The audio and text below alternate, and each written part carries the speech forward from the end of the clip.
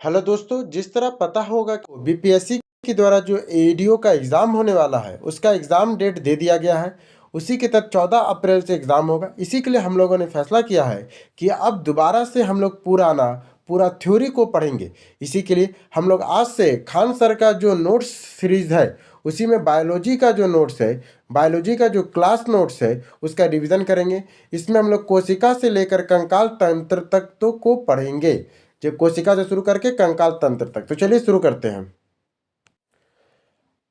आज के वीडियो में हम लोग कोशिका को पढ़ेंगे, उत्तक और पेशी तंत्र और कंकाल तंत्र को पढ़ेंगे। तो चलिए शुरू करते हैं और धीरे धीरे ये लाते जाएंगे और धीरे धीरे हम लोग करते जाएंगे। कोशिका विज्ञान की वह शाखा जिसके अंतर्गत जीवधारी सजीवों का अध्ययन किया जाता है, जीव विज्ञान बायोलॉजी कहलाता है। जीव विज्ञान शब्द का सर्वप्रथम प्रयोग लैमार्क तथा ट्रेवेनियर ने 1802 में किया था, जबकि प्रसिद्ध ग्रीक दार्शनिक अरस्तु ने जीव विज्ञान को एक क्रमबद्ध ज्ञान के रूप में विकसित किया है। किसने? प्रसिद्ध दार्शनिक अरस्तु ने जीव विज्ञान को एक क्रमबद्ध ज्ञान के रूप में विकसित किया है। उन्होंने ही सर्वप्रथम पौधे और जंतुओं के जीवन के भिन्न भिन्न पक्षों के विषय में अपने विचार और अनुभव प्रकट किए। उन्होंने इसे जीवन विज्ञान का जनक, फादर ऑफ बायोलॉजी का, उन्हें जीव विज्ञान का जनक या फादर ऑफ बायोलॉजी कहते हैं। किसे कहते हैं? अरस्तु को कहते हैं। अरस्तु को विज्ञान, जीव विज्ञान और जंतु विज्ञान तीनों का जनक माना जाता है। अरस्तु को विज्ञान का, जीव विज्ञान का और जंतु विज्ञान तीनों का जनक माना जाता है। जीव विज्ञान बायोलॉजी शब्द दो ग्रीक शब्द बायो मतलब लाइफ या जीवन से, या लॉजी मतलब स्टडी अध्ययन से मिलकर बना है। अध्ययन की सुविधा हेतु जीव विज्ञान को दो शाखाओं में बांटा गया है। ये अध्ययन की सुविधा के लिए पहला है जियोलॉजी मतलब कि जंतु विज्ञान, दूसरा होता है बॉटनी मतलब वनस्पति विज्ञान। आइए जियोलॉजी देखें। इसके अंतर्गत जंतुओं का अध्ययन करते हैं। जियोलॉजी के जनक फादर ऑफ जियोलॉजी अरस्तु को कहा जाता है। जियोलॉजी के जनक फादर ऑफ जियोलॉजी अरस्तु को कहा जाता है। अरस्तु ने अपनी पुस्तक जंतु इतिहास हिस्टोरिया एनिमिलियम में जंतुओं की रचना, स्वभाव, वर्गीकरण और जनन आदि का वर्णन किया है। किसने किया है? जंतुओं की रचना, स्वभाव, वर्गीकरण और जनन आदि का वर्णन किया है। बॉटनी वनस्पति विज्ञान, इसके अंतर्गत पेड़ पौधों की संरचना, विकास, कार्यों और वर्गीकरण और उनके पर्यावरण के संबंध में अध्ययन किया जाता है। बॉटनी का जनक थियोफ्रेटस को कहा जाता है। थियोफ्रेटस ने पौधे का वर्णन अपनी पुस्तक हिस्टोरिया प्लाटेनियम में किया है। किसने किसने किया है? थियोफ्रेटस ने पौधों का वर्णन अपनी पुस्तक हिस्टोरिया प्लाटेनियम में किया है। वनस्पति विज्ञान का अध्ययन करने वालों को वनस्पति शास्त्री कहा जाता है। वनस्पति विज्ञान का अध्ययन करने वालों को वनस्पति शास्त्री कहा जाता है। बॉटनी शब्द की उत्पत्ति ग्रीक भाषा के बोटेना शब्द से और लैटिन भाषा के बोस्टिनिका शब्द से हुई है, जिसका अर्थ घास होता है। बॉटनी शब्द की उत्पत्ति ग्रीक भाषा के बोटेना शब्द तथा लैटिन भाषा के बोस्टनिक शब्द से हुई है, जिसका अर्थ घास होता है। भारतीय वनस्पति विज्ञान के जनक विलियम लॉक्सबर्ग को माना जाता है। पूछेगा भारतीय वनस्पति विज्ञान के जनक कौन है? तो विलियम रॉक्सबर्ग को माना जाता है। भारतीय विज्ञान जनक के विलियम रॉक्सबर्ग को माना जाता है। जीवन की सबसे छोटी कार्यात्मक और संरचनात्मक इकाई कोशिका सेल होती है। जीवन, अब हम लोग कोशिका के बारे में पढ़ रहे हैं, हम लोग कोशिका और सेल के बारे में पढ़ रहे हैं। जीवन की सबसे छोटी कार्यात्मक और संरचनात्मक इकाई कोशिका सेल होती है। कोशिका के अध्ययन के लिए साइटोलॉजी कहते हैं। कोशिका के अध्ययन को साइटोलॉजी कहते हैं। प्रत्येक कोशिका जीवधारी की संरचनात्मक और क्रियात्मक इकाई है।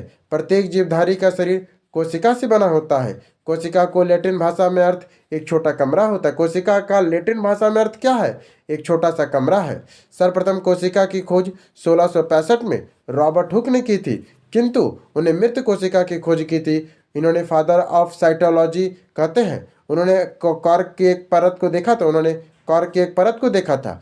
मृत कोशिका डेड सेल, इसे नेक्रोसिस कहते हैं। मृत कोशिका डेड सेल, इसको नेक्रोसिस कहते हैं। गुर्दे की बीमारी को नेफ्रोसिस कहते हैं। देखो, मृत कोशिका डेड सेल को क्या कहते हैं? नेक्रोसिस कहते हैं। जो मृत सेल होता है उसे नेक्रोसिस कहते हैं, जबकि गुर्दे की बीमारी में नेफ्रोसिस कहते हैं। रॉबर्ट ब्राउन ने अपनी कोशिका संबंधी खोजों का वर्णन माइक्रोग्राफिया नामक पुस्तक में किया है। किसने किया है? रॉबर्ट ब्राउन ने अपने कोशिका संबंधित खोजों का वर्णन माइक्रोग्राफिया पुस्तक में किया है। सर्वप्रथम जीवित कोशिकाओं की खोज 1674 में एंटोनी वॉन न्यूलहॉर्क ने किया था। सर्वप्रथम जीवित कोशिकाओं की खोज 1674 में एंटोनी वॉन न्यूलहॉर्क ने किया था। लुईस पाश्चर को फादर ऑफ बैक्टीरियोलॉजी कहते हैं। लुईस पाश्चर को फादर ऑफ बैक्टीरियोलॉजी कहते हैं। एंटोनी वॉन न्यूलहॉर्क द्वारा खोजी गई कोशिकाएं जीवाणु, बैक्टीरिया, आरबीसी, प्रोटोलोजोवा और स्पर्म शुक्राणु थे। स्वीडन और स्वान ने कोशिका सिद्धांत दिया है। स्वीडन और स्वान ने कोशिका सिद्धांत दिया और कहा कि शरीर कोशिकाओं से बना है, अतः कोशिका शरीर की सबसे छोटी इकाई होती है। अतः कोशिका जो है शरीर की सबसे छोटी इकाई है। स्वीडन और स्वान की इस परिकल्पना को रुडोल्फ विचौर ने सर्वप्रथम संबोधित किया। स्वीडन और स्वान की परिकल्पना को रुफॉर्ड विचौर ने सर्वप्रथम संशोधित किया और व्याख्या किया कि पूर्ववर्ती कोशिकाएं विभाजित होती है और उनमें से नई कोशिकाएं बनती है। क्या स्वीडन और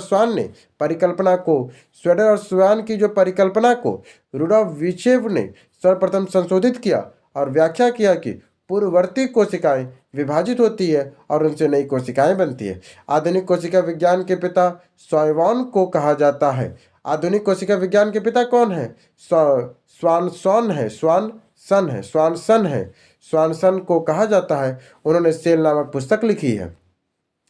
भारतीय कोशिका विज्ञान के पिता A.K. शर्मा को कहा जाता है। सबसे छोटी कोशिका माइक्रोप्लाज्मा PPLO की होती है। सबसे बड़ी कोशिका शुतुरमुर्ग के अंडे की होती है। सबसे लंबी कोशिका तंत्रिका तंत्र नर्वस सिस्टम या स्नायु कोशिका की होती है। मानव की सबसे बड़ी कोशिका ओवम अंडाणु फीमेल में होती है।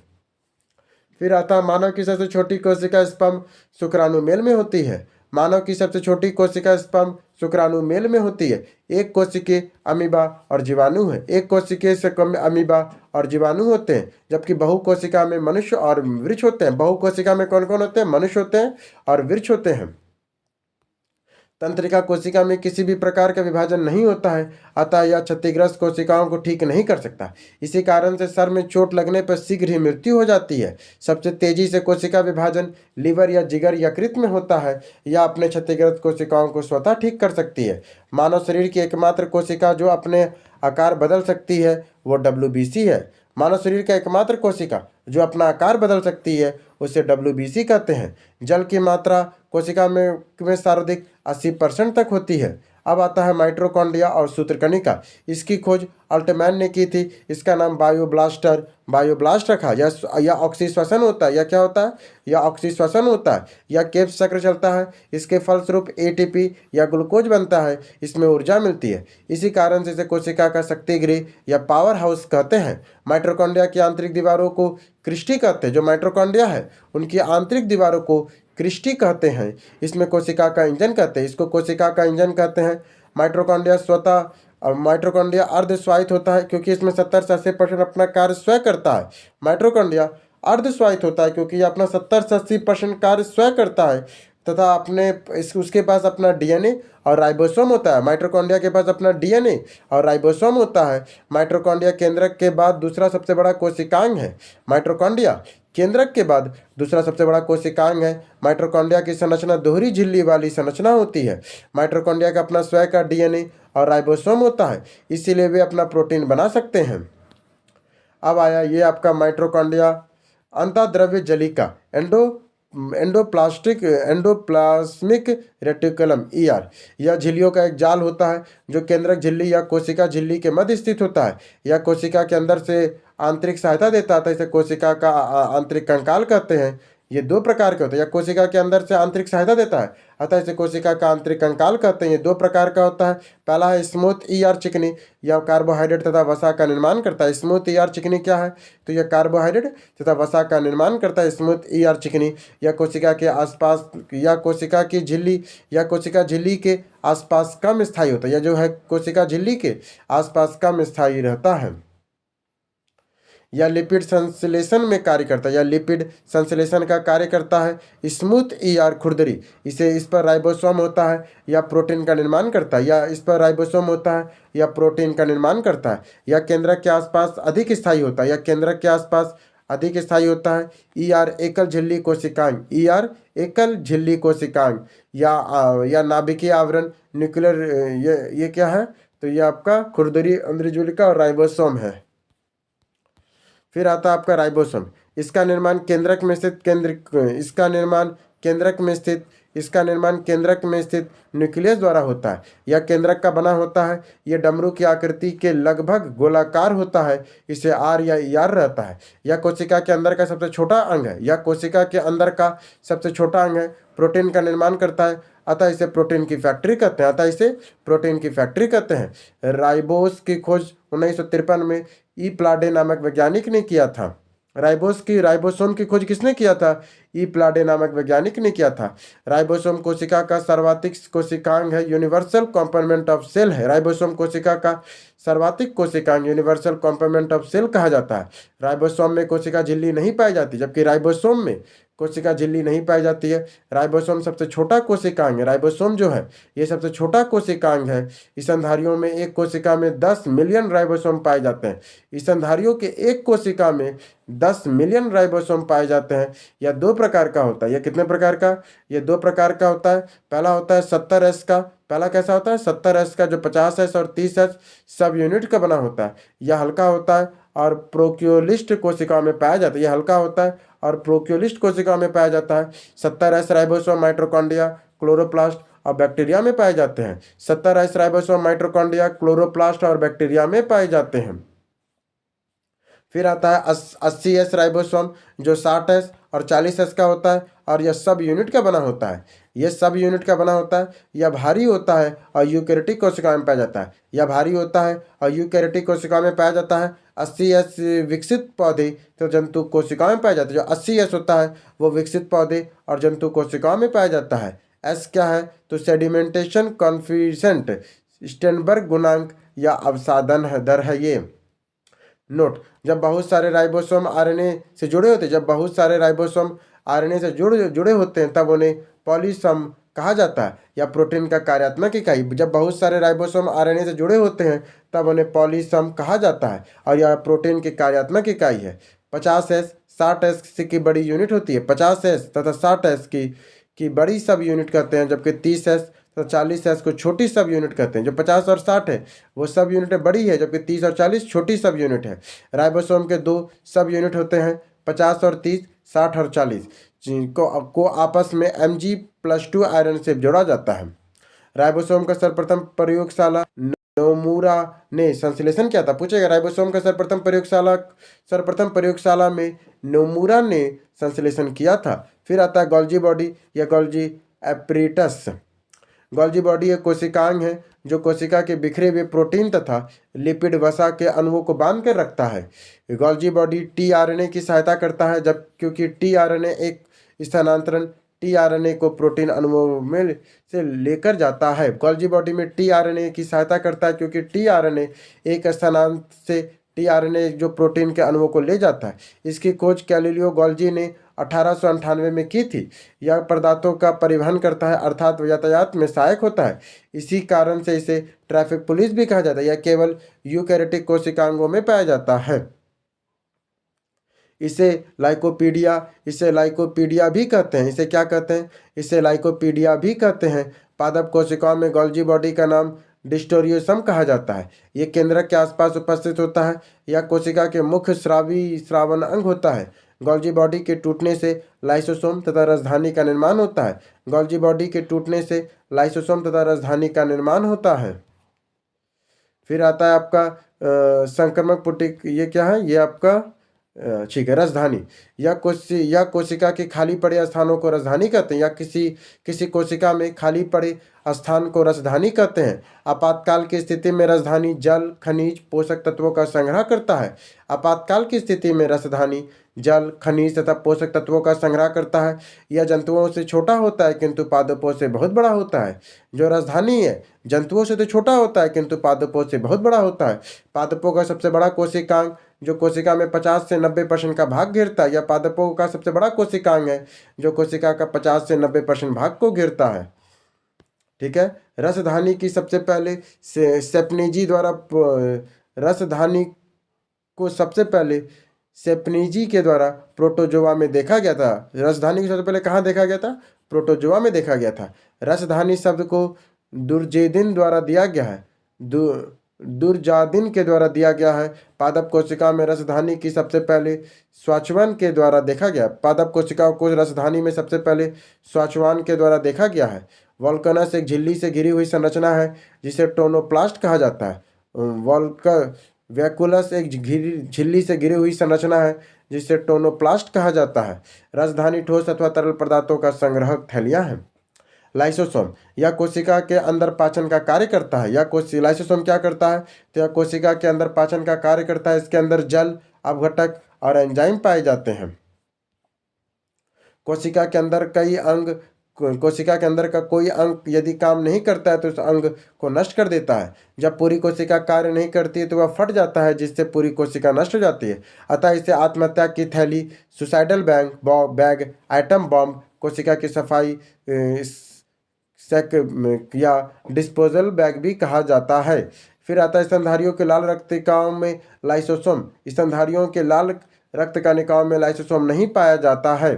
इस लाइसोसोम की खोज 1974 में डी डुबे ने किया था। इसकी खोज 1974 में डी डुबे ने किया था। आरबीसी के अंदर लाइसोसोम नहीं पाया जाता है, अतः आरबीसी मरने के बाद स्पिन या प्लीहा में पाया जाता है, जिस कारण से स्पिन आरबीसी का कब्र कहते हैं। आत्मलयन ऑटोसाइसिस, इसमें लाइसोसोम स्वयं फटकर रोगग्रस्त कोशिकाओं में नष्ट कर देता है। आत्मसलन ऑटोसाइसिस में लाइसोसोम स्वयं फटकर रोगग्रस्त कोशिकाओं को नष्ट कर देता है। फिर आता है सेंट्रोसोम तारकई, यह कोशिका विभाजन करता है या कोशिका का विभाजन करता है। यह मस्तिष्क में नहीं पाया जाता है, जिस कारण तंत्रिका कोशिका में विभाजन नहीं होता है, वह केवल जंतु कोशिकाओं में पाया जाता है। क्या लिखा है? यह कोशिका विभाजन नहीं करता है, यह मस्तिष्क में नहीं पाया जाता है, जिस कारण से तंत्रिका कोशिका में विभाजन नहीं होता, यह केवल जंतु कोशिकाओं में ही पाया जाता है। कौन सा? ये सब बात हो रहा है सेंट्रोसोम का। ये कोशिका विभाजन करता है। सेंट्रोसोम आपका मस्तिष्क में नहीं पाया जाता है, जिस कारण से तंत्रिका विभाजन नहीं होता है, और यह केवल जंतु कोशिकाओं में ही पाया जाता है। पादप कोशिकाओं में कोशिका विभाजन सेल प्लांट के द्वारा होता है। पादप कोशिकाओं में कोशिका विभाजन सिर्फ सेल प्लांट के द्वारा होता है। सेंट्रोसोम की खोज वॉन वेडमैन ने 1883 ईस्वी में, थियोडर बेवरी ने 1888 ईस्वी में इसका नामकरण किया था। सेंट्रोसोम की खोज वॉन वेडमैन ने 1883 ईस्वी में, जबकि थियोडर बेवरी ने 1888 ईस्वी में इसका नामकरण किया था। फिर आता है सेंट्रोसोम की संख्या और संरचना। किसी भी प्रकार के असामान्य वृद्धि को कैंसर के विकार से जुड़ा हुआ माना जाता है। सेंट्रोसोम की संख्या या संरचना में किसी भी प्रकार के असामान्य वृद्धि को कैंसर से जुड़ा विकास के रूप में माना जाता है। सेंट्रोसोम के 2 सेंट्रियोल और पैरासेंट्रियोल मेट्रियोल का बना होता है। सेंट्रोसोम में 2 सेंट्रियोल और पेरिसेंट्रियोल मेट्रियल से बना होता है। सेंट्रोसोम स्वयं सूक्ष्म नलिकाओं तथा 9 ट्रिप्लेट से बने होते हैं, जो एक बैलगाड़ी के पहिए जैसी संरचना होती है। अब आइए केंद्रक न्यूक्लियस। इसकी खोज रॉबर्ट ब्राउन ने 1831 ईस्वी में की थी। यह कोशिका को नियंत्रित करता है, अतः इसे कोशिका का दिमाग भी कहते हैं। इसमें 80% प्रोटीन पाया जाता है। केंद्रक किसी भी कोशिका का सबसे बड़ा कोशिकांग होता है। मनुष्यों की त्वचा में केंद्रक का अभाव होता है। मनुष्यों की त्वचा में केंद्रक का अभाव होता है। नोट: मनुष्यों में आरबीसी लाल रुधिर कोशिकाओं को बिना दिमाग वाली कोशिका कहा जाता है। इसमें केंद्रक नहीं पाया जाता है। पादपों में सिल्वर सेल्वी कोशिकाओं का बिना दिमाग वाली कोशिका कहा जाता है। पादपों में सेल्वी कोशिका को बिना दिमाग वाली कोशिका कहा जाता है तथा इसमें केंद्रक अनुपस्थित होता है। केंद्रक का अध्ययन को कैरियोलॉजी कहते हैं। केंद्रक का अध्ययन को कैरियोलॉजी कहते हैं। अब आता है गुणसूत्र द्वारा केंद्रक न्यूक्लियस का निर्माण करना। गुणसूत्र द्वारा केंद्रक या न्यूक्लियस का निर्माण करता है केंद्रिका या केंद्रक के द्वारा। केंद्रिका या केंद्रक का, ठीक है। कोशिकांग के अंग, पार्ट्स ऑफ सेल में क्या क्या होता है? कोशिका का अंग, पार्ट्स ऑफ सेल क्या क्या है? पहला है जीव द्रव्य। इसकी खोज पुरकिंजे ने की थी। जीव द्रव्य की खोज पुरकिंजे ने की थी। यह एक तरल गाढ़ा पदार्थ होता है। हेक्सेले ने इसे जीवन का भौतिक आधार बताया था। जीव द्रव्य की खोज किसने की थी? तो पुरकिंजे ने किया था। और यह एक तरल गाढ़ा पदार्थ होता है। हेक्सेले ने इसे जीवन का भौतिक आधार बताया था। सभी जैव कोशिकाएं इसी द्रव्य में होती है और इसका लगभग 80% भाग जल का बना होता है। जीव द्रव्य 2 प्रकार के होते हैं: कोशिका द्रव्य या केंद्रिका द्रव्य। जीव द्रव दो प्रकार के होंगे, या तो वो साइटोप्लाज्म या निक्रोप्लाज्म होंगे। कोशिका द्रव होगा या केंद्रिका द्रव होगा। सबसे पहले कोशिका द्रव। जीव द्रव का वह भाग जो केंद्रक के बाहर तथा कोशिका झिल्ली के अंदर होता है उसे कोशिका द्रव कहते हैं। यह कोशिकाओं को सूखने से बचाता है। फिर आता है केंद्रिका द्रव। जीव द्रव का वह भाग जो केंद्रक के अंदर होता है केंद्रिका द्रव कहलाता है। कोशिका की भित्ति, सेल वॉल। कोशिका भित्ति की खोज रॉबर्ट हुक के द्वारा की गई थी। कोशिका के बाहरी आवरण को कोशिका भित्ति कहा जाता है। यह सेलुलोज का बना होता है और केवल पादपों में पाया जाता है। यह पेड़ पौधे की सुरक्षा देता है। जीवाणु के एक पादप होता है जिसमें कोशिका भित्ति प्लेटिडोग्लाइकेन की बनी होती है। जीवाणु की एक पादप होता है जो कोशिका भित्ति प्लेटिडोग्लाइकेन की बनी होती है। कवक की कोशिका भित्ति काइटिन की बनी होती है। जो कवक की कोशिका भित्ति वो काइटिन की बनी होती है। शैवालों की कोशिका भित्ति सेल्यूलोज CaCO3 या ग्लाइकेटेनियस से बनी होती है। कोशिका झिल्ली, सेल मेम्ब्रेन। ये जंतु तथा पादप दोनों में पाया जाते हैं। सेल कोशिका किसमें पाया जाता है? यह जंतु तथा पादप दोनों में पाया जाता है। पादप कोशिकाओं के बाहरी झिल्ली को कोशिका भित्ति और आंतरिक झिल्ली को प्लाज्मा झिल्ली कहते हैं। पादप कोशिका के बाहरी झिल्ली को कोशिका भित्ति तथा आंतरिक झिल्ली को प्लाज्मा झिल्ली कहा जाता है। जंतु कोशिकाओं में केवल एक ही आवरण होता है जिसे कोशिका झिल्ली कहते हैं। जंतु कोशिकाओं में केवल एक ही आवरण होता है जिसे कोशिका झिल्ली कहते हैं। कोशिका झिल्ली का निर्माण फास्फोलिपिड से होता है। जो कोशिका झिल्ली है, कोशिका झिल्ली का निर्माण फास्फोलिपिड से होता है। कोशिका झिल्ली के द्विपर्ती कोशिका झिल्ली द्विपर्ती बाइलेयर्ड संरचना की बनी होती है। जो कोशिका झिल्ली है वो द्विपर्ती होती है, बाइलेयर्ड संरचना की बनी होती है। कोशिका के अंदर सभी अवयव इसी झिल्ली के अंदर रहते हैं। यह कोशिका के अंदर जाने वाले पदार्थों का नियंत्रण करता है। यह अर्धपराग में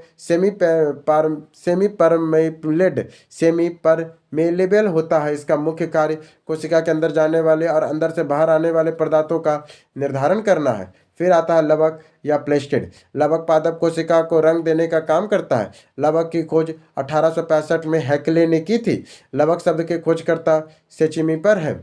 यह केवल पादपों में पाया जाता है और यह 3 प्रकार के होते हैं। लवक कितने प्रकार के? 3 प्रकार का होता है। एक होता है कोर्मोप्लास्ट वर्णी लवक, एक होता है ल्यूकोप्लास्ट अवर्णी लवक, एक होता है कार्लोप्लास्ट हरित लवक। 3 लवक कितने प्रकार के? 3 वर्णी लवक, अवर्णी लवक और हरित लवक होता है। सबसे पहले वर्णी लवक। यह रंग प्रदान करता है। जैसे टमाटर और मिर्च को लाइकोपेन, पत्तियों का पीला रंग देने के पत्तियों को पीला होना, गाजर का कैरोटीन, चुकंदर का बीटानिन और फलों का पीला रंग को जैथ्रोफिल कहते हैं। चुकंदर को बीटानिन और फलों का पीले रंग को जैथ्रोफिल कहते हैं। फिर आता है अवर्णी लवक। यह भोजन का संग्रह करता है। यह जड़ और भूमिगत तना में पाया जाता है। कार्बोहाइड्रेट का संग्रह एलिमोप्लास्ट करता है। कार्बोहाइड्रेट का संग्रह एलिमोप्लास्ट करता है। वसा और तेल का संग्रह एलियोप्लास्ट करता है। देखो, कार्बोहाइड्रेट का संग्रह एलिमोप्लास्ट करता है। वसा और तेल का संग्रह एलिमोप्लास्ट करता है। अमीनो और प्रोटीन का संग्रह प्रोटीनोप्लास्ट करता है। फिर से देखिए, अवर्णी लवक क्या है कि यह भोजन का संग्रह करता है। यह जड़ तथा भूमिगत तना में पाया जाता है। कार्बोहाइड्रेट का जो संग्रह करता है उसे एलामियोप्लास्ट कहते हैं। जो वसा और तेल का करता है इसे इलिमियोप्लास्ट कहते हैं। जो अमीनो और प्रोटीन का संग्रह करता है उसे प्रोटीनोप्लास्ट कहते हैं।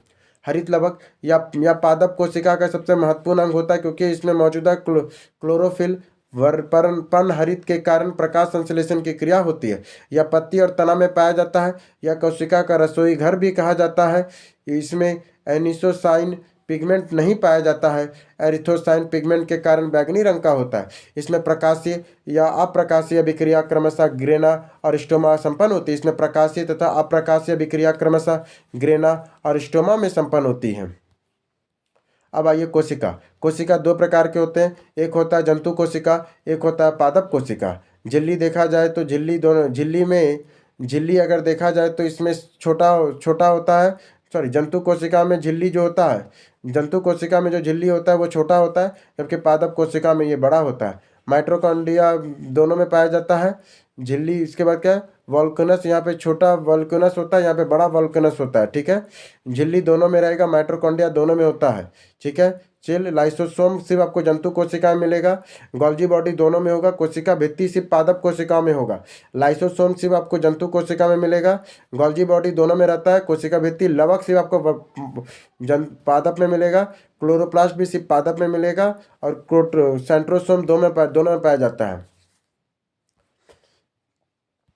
अगर कोशिका को देखा जाए तो कोशिका सबसे पहले दो तरह की कोशिका होती है। एक होती है प्रोकैरियोटिक, जिसे अविकसित या सम केंद्री कहते हैं। एक होता है यूकैरियोटिक, जिसे विकसित कहते हैं। एक होता है प्रोकैरियोटिक और एक होता है यूकैरियोटिक। प्रोकैरियोटिक क्या है, तो ये अविकसित है, और यूकैरियोटिक विकसित होता है। यूकैरियोटिक भी दो तरह का होता है, एक पादप होता है, एक जंतु होता है। पहले आता है प्रोकैरियोटिक, जिसको अनडेवलप्ड कहते हैं। इसमें आपको क्या क्या मिलेगा, इसमें आपको अनडेवलप्ड में मिलेगा कोशिका भित्ति, प्लाज्मा झिल्ली, कोशिका द्रव, राइबोसोम, प्लाज्मेट और पिल्ली मिलेगा, और आपको बैक्टीरियल फ्लेगमेंट मिलेगा, निक्लोराइड और गोलाकार डीएनए मिलेगा। इसमें कोशिका के सभी अंग नहीं पाए जाते हैं, इसमें प्रारंभिक कोशिका भी कहते हैं। इसमें कोशिका झिल्ली, राइबोसोम 70S पाया जाता है, तो शेष अंगों का अभाव देखा जाता है। इसमें कोशिका विभाजन नहीं होता है, जैसे बैक्टीरिया और माइक्रोप्लाज्मा। इसमें कौन कौन उदाहरण है, बैक्टीरिया का और माइक्रोप्लाज्मा का उदाहरण है। फिर आता है यूकैरियोटिक, इसे पूरी तरह विकसित होती है। इसमें कोशिका के सभी अंग पाए जाते हैं। यूकैरियोटिक में कोशिका के सभी अंग पाए जाते हैं। इसमें 80S राइबोसोम होता है। पादप कोशिकाओं का आकार चौड़ा होता है, और इसके अंदर का सबसे बड़ा अंग रिक्तिका वो वैक्यूल कहते हैं। पर यूकैरियोटिक जो होता है ना, ये डेवलप होता है। इसमें 80S राइबोसोम पाया गया, और पादप कोशिकाओं का आकार चौकोर होता है। जो पादप कोशिका होता है उसका आकार चौकोर होता है, और इसके अंदर सबसे बड़ा भाग रिक्तिका वैक्यूलस होता है। वैक्यूलस रसधानी बड़ी होती है। इसमें क्लोरोफिल पाया जाता है। जंतु कोशिकाएं का गोल होती है कोशिका, और इसके अंदर के सबसे बड़ा अंग केंद्रक होता है। जंतु कोशिका में रसधानी होती है, जबकि पादप कोशिका में सबसे बड़ा रसधानी होता है, जबकि जंतु कोशिका में सबसे बड़ा उसका केंद्रक होता है, ठीक है। ये क्या है, तो ये देखिए, ये हमारा यूकैरियोटिक कोशिका आपको दिखाया गया है, ठीक है। यूकैरियोटिक कोशिकाओं में आपको क्या क्या मिल रहा है, यूकैरियोटिक कोशिकाओं में कहाँ गया वो बोला, यूकैरियोटिक कोशिकाओं में हम लोग देख रहे थे। तो ये देखिए, बीच में आपको केंद्रक दिख रहा है, ये कोशिका झिल्ली है, ये अंतःद्रव्य जलिका है, ये अंतःद्रव्य जलिका है। और ये गोल्जी बॉडी, ये क्या है, ये गोल्जी बॉडी है। ये प्लाज्मा झिल्ली है, ये तार केंद्रक है, ये लाइसोसोम, राइबोसोम, माइटोकॉन्ड्रिया, खुरदरी, अंतःद्रव्य जलिका और कोशिका द्रव्य होता है। कोशिका का विभाजन देखा जाए तो कोशिका के विभाजन को दो तरीके कर सकते हैं, प्रोकैरियोटिक, यूकैरियोटिक दोनों में क्या क्या होता है। दोनों में छोटी वाला में आप देखिएगा तो वहाँ पे नो न्यूक्लियस, आपको छोटे वाला में न्यूक्लियस केंद्रक नहीं मिलेगा, वहाँ पे श्वसन द्रव्य में होता है, और 70S राइबोसोम होता है उसमें, ठीक है। जो बड़ा वाले में उसमें श्वसन माइटोकॉन्ड्रिया होगा, सेल इसमें सेकुलर होता है, इसमें प्रेटिजन, इसमें 80S मिलेगा, माइटोकॉन्ड्रिया मिलेगा, गोल्जी बॉडी मिलेगा, सेंट्रोसोम, लाइसोसोम, अंतःद्रव्य जलिका मिलेगा। गुणसूत्र, अगर गुणसूत्र देखा जाए तो ये धागेनुमा संरचना होती है, जिसका निर्माण डीएनए तथा हिस्टोन प्रोटीन से मिलकर होता है। गुणसूत्र क्या है, तो ये धागेनुमा संरचना होती है जिसका निर्माण डीएनए तथा हिस्टोन प्रोटीन से मिलकर होता है। गुणसूत्र केवल कोशिका विभाजन के समय दिखाई देते हैं, या हमेशा जोड़े पेयर में पाए जाते हैं। मानव में कुल 23 जोड़े 46 पाए जाते हैं गुणसूत्र। जो गुणसूत्र कितना है, तो 46 गो है 23 जोड़ों में। गुणसूत्र अगर देखा जाए तो ये देखिए, ये हमारा केंद्रक है, ये हमारा केंद्रक है, केंद्रक के ये हमारा सेल है, और बीच में क्या है, केंद्रक है। केंद्रक में गुणसूत्र मिलेगा, वहीं पे टेमोरियर, गुणसूत्र बिंदु, हीरोटीमियर, अणुसूत्र, हिस्टोन। गुणसूत्र की संरचना, डीएनए का दोहरी कुंड, डीएनए का डबल हेक्सेस मॉडल होता है, देख रहे हैं डीएनए का डबल हेक्सेस मॉडल को कैसे तोड़ा गया, ये रहा। इसकी खोज वाल्डेयर ने की थी, तथा ऊपरी भाग को सैटेलाइट कहते हैं, मध्य भाग को सेंट्रोमर कहते हैं। ओहो, गुणसूत्र की खोज किसने किया था, वाल्डेयर ने की थी। इसके ऊपरी भाग को सैटेलाइट कहते हैं, और इसके मध्य भाग को सेंट्रोमर कहते हैं। इसके निचले भाग को टोलोमियर कहते हैं। ऊपरी भाग को क्या कहते हैं, सैटेलाइट, मध्य भाग को सेंट्रोमर, और निचले भाग को टोलोमियर कहते हैं। इसके बीच के धागे के समान संरचना पाई जाती है, जिसे ARM कहते हैं। क्रोमोसोम केंद्रक के अंदर पाए जाते हैं। क्रोमोसोम के अंदर डीएनए होता है। डीएनए के अंदर जीन्स पाए जाते हैं। जीन्स पर माता पिता के गुण पाए जाते हैं, अतः जीन्स ही आनुवांशिकता का आधार है। जीन्स के माता पिता में जीन्स पर माता पिता के गुण पाए जाते हैं और जीन्स ही आनुवांशिकता का आधार होता है। जीन्स न्यूक्लियोटाइड का बना होता है। जो जीन्स और जीन होता है वह न्यूक्लियोटाइड का बना होता है। जीन की खोज जोहानसन ने की थी। जीन्स की खोज किसने किया था? जोहानसन ने किया था। अगर एक मेल का 46 क्रोमोसोम है तो 44 प्लस XY बार बेबी मेल। और देखिए, मेल में कितना होता है? तो 46 होता है। फीमेल में भी 46 मिलेगा, पर मेल में 44XY होता है जबकि फीमेल में 44XX होता है। यहाँ पे बार बेबी नंबर ऑफ एक्स माइनस, यहाँ पे मेल में जब होगा तो दोनों में एक्स और वाई मिलेगा तो मेल, और एक्स से मिलेगा तो फीमेल। आइए कुछ जीवों का क्रोमोसोम की संख्या देखें। जीवाणु में एक होता है। जीवाणु में कितना होता है? जीवाणु में एक होता है। मच्छर में 6 होता है। घरेलू मक्खी में 12 होता है। मटर में 14 होता है। प्याज में 16 होता है। नींबू में अगर छोटा है तो 36 और बड़ा है, सॉरी, छोटा है तो 18, बड़ा है तो 36। मक्का में 20 होता है। मक्का में 20 होता है। टमाटर में 24 होता है। मेढक में 26। बिल्ली में 38। मानव चूहा में 40। खरगोश में 44 होता है और मानव में 46 होता है। आलू का 48 होता है। मानव में 46, आलू का 48 गुणसूत्र होता है। चिंपैंजी का भी 48 होता है और तंबाकू में भी 48। आलू, चिंपैंजी और तंबाकू तीनों में 48 48 है। हाथी का 56 गो गुणसूत्र होता है। घोड़ा का 64 गो। कुत्ता का 78 68 गो, 68 नहीं, 78 गो। कबूतर का 80 गो और टेरिडोफाइटस का 1600 से अधिक गुणसूत्र होता है। टेरिडोफाइटस का। सबसे पहले आइए हिस्टोन प्रोटीन के बारे में पढ़ते हैं। हिस्टोन एक प्रोटीन है जो गुणसूत्रों की संरचनात्मक सहारा प्रदान करता है। गुणसूत्रों को संरचनात्मक सहारा प्रदान करता है। प्रत्येक गुणसूत्र में डीएनए का एक लंबा अणु होता है जिसे कोशिका नाभिक में समाहित होना आवश्यक होता है। डीएनए हिस्टोन प्रोटीन के सकुलू के चारों ओर लिपटे होते हैं जिससे गुणसूत्रों में एक सघन आकार मिलता है। अब आइए केंद्रक अम्ल न्यूक्लिक एसिड क्या है? ये दो प्रकार के होते हैं, डीएनए और RNA. DNA deoxy ribo nucleic acid, यह कोशिका के अंदर केंद्रक, माइटोकॉन्ड्रिया और क्लोरोप्लास्ट में पाया जाता है। डीएनए कहाँ पाया जाता है? केंद्रक के अंदर, कोशिका के अंदर केंद्रक, माइटोकॉन्ड्रिया और क्लोरोप्लास्ट में डीएनए आपको मिलेगा। डीएनए कहाँ कहाँ मिलेगा? केंद्रक में मिलेगा, माइटोकॉन्ड्रिया में मिलेगा और क्लोरोप्लास्ट में अपना डीएनए होता है। इसकी श्रृंखला पॉलीन्यूक्लियोटाइड होती है। इसकी जो श्रृंखला होती है वो पॉलीन्यूक्लियोटाइड होती है। पॉलीन्यूक्लियोटाइड को कहते हैं। डीएनए न्यूक्लियोटाइड का बहुलक होता है। डीएनए में फास्फोरस तत्व पाया जाता है। डीएनए का पहला अवलोकन कार्लसबर्ग ने किया था। डीएनए का प्रयोगशाला हरगोविंद खुराना ने देखा था। डीएनए की संरचना डबल स्टैंडर्ड होती है जिसका मॉडल वाटसन और क्रिक ने 1953 में किया था। इसी के लिए उन्हें 1962 में नोबेल प्राइज दिया गया है। डीएनए की खोज फ्रेडरिक मिशर ने किया था। एडिमाइन थाइमीन में डबल हाइड्रोजन बॉन्ड होता है। एडिमाइन और थाइमाइन में डबल हाइड्रोजन बॉन्ड होता है। जेनिन और साइटोसाइन में ट्रिपल हाइड्रोजन बॉन्ड होता है। एडिनाइन और थाइमिन में डबल हाइड्रोजन बॉन्ड होता है जबकि जियोनाइन और सेंटोसाइन में ट्रिपल हाइड्रोजन बॉन्ड होता है। ट्रिक क्या है? एटी में डबल और जीई में ट्रिपल बॉन्ड होता है। एटी में डबल और जीई में ट्रिपल बॉन्ड होता है। सबसे पहले डीएनए को हम दो पार्ट में तोड़ सकते हैं। डीएनए कैसे टूटेगा? पहले पॉलीन्यूक्लियोटाइड या तो वो न्यूक्लियोटाइड होगा या तो वो फास्फोफेरेट होगा। अगर वो न्यूक्लियोटाइड होगा तो फिर वो दो भाग में टूटेगा, या तो वो शुगर में टूटेगा या तो वो नाइट्रोजन बेस में टूटेगा। अगर वो शुगर में टूटेगा तो वो राइबोस बनेगा या वो डीऑक्सी राइबोस बनेगा। फिर आएगा नाइट्रोजन बेस। अगर नाइट्रोजन बेस को अगर तोड़ेंगे तो या तो वो फ्लोरीन बनेगा या तो वो पिरीडीमीन बनेगा। ठीक है, पिरीडीमीन बनेगा। अगर फ्लोरीन को तोड़ेंगे तो वो एडेनिन या ग्वानिन बनेगा। फ्लोरीन को तोड़ेंगे या तो वो एडेनिन बनेगा या ग्वानिन बनेगा। फिर आता है पिरीडीमीन, या तो वो साइटोसिस बनेगा या तो वो थाइमिन बनेगा। अनुनासिक गुणों का वाहन डीएनए होता है। अनुनासिक गुणों का वाहक डीएनए होता है। डीएनए के अनुक्रम को, जीन को चिह्नित करने की प्रक्रिया को एनोटॉमिक कहते हैं। डीएनए अनुक्रम में जीन को चिह्नित करने की प्रक्रिया को एनोटॉनिक कहते हैं। प्रोटीन की जानकारी प्रदान करने वाला डीएनए के भाग को जीन कहते हैं।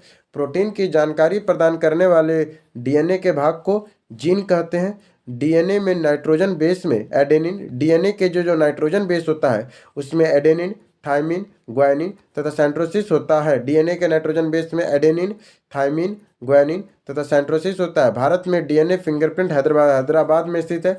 इसका उपयोग आपराधिक मामलों में गुत्थियों को सुलझाने के लिए किया जाता है। इस तकनीक से व्यवस्थित जैविक अंश जैसे रक्त, बाल, लाल, नाखून तथा कोशिका स्रोतों द्वारा डीएनए की पहचान की जाती है। सकरा फास्फेट क्षारक युग्मक होता है। बेस एरिया में एडेनिन, ग्वानिन, थाइमिन, स्वानिन और सेंट्रोसिन पाया जाता है नाइट्रोजन क्षार में। हाइड्रोजन बंध से डीएनए श्रृंखला बंदी होती है। हाइड्रोजन बंध से डीएनए की श्रृंखला बंदी होती है। दक्षिणावर्त डीएनए में एक घुमाव और 10 नाइट्रोजन क्षारक जुड़े होते हैं, जबकि वामवर्ती डीएनए में एक घुमाव और 12 नाइट्रोजन क्षारक। फिर से एक बार देखो, हाइड्रोजन बंध से डीएनए श्रृंखला जो बंदी होती है, जो हाइड्रोजन बंध होता है उससे डीएनए की श्रृंखला बंदी होती है, जबकि दक्षिणावर्त डीएनए में एक घुमाव से 10 नाइट्रोजन क्षारक जुड़े होते हैं। जो दक्षिणावर्त दिशा है उसके एक डीएनए घुमाव से 10 गो नाइट्रोजन क्षारक जुड़े होते हैं, जबकि जो डीएनए का वामाव्रत घुमाव है, वामाव्रत मतलब देखिए, अगर जो एक ऐसे जो घूम के जा रहा है ये हो गया वामाव्रत और एक हो गया दक्षिणाव्रत। इसी टाइप में बोला है जो दक्षिणाव्रत होता है, जो दक्षिणाव्रत डीएनए है उसमें 10 गो नाइट्रोजन का क्षारक है, जबकि जो वामाव्रत का डीएनए में 12 नाइट्रोजन होता है। वामाव्रत में 12 और दक्षिणाव्रत में 10 नाइट्रोजन के क्षारक जुड़े होते हैं।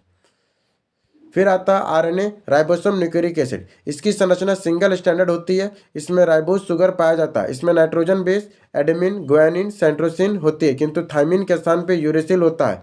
यह प्रोटीन संश्लेषण निर्माण में सहायक होता है। ये 3 प्रकार के होते हैं आरएनए, एमआरएनए, टीआरएनए और आरआरएनए। कॉन्डन 1 से लेकर 9 तक है। इसके बाद देखिए मैसेंजर आरएनए, मैसेंजर एमआरएनए को मैसेंजर आरएनए भी कहते हैं। यह अमीनो अम्ल की आवश्यक पहचान करता है तथा उन्हें क्रम में सजाता है।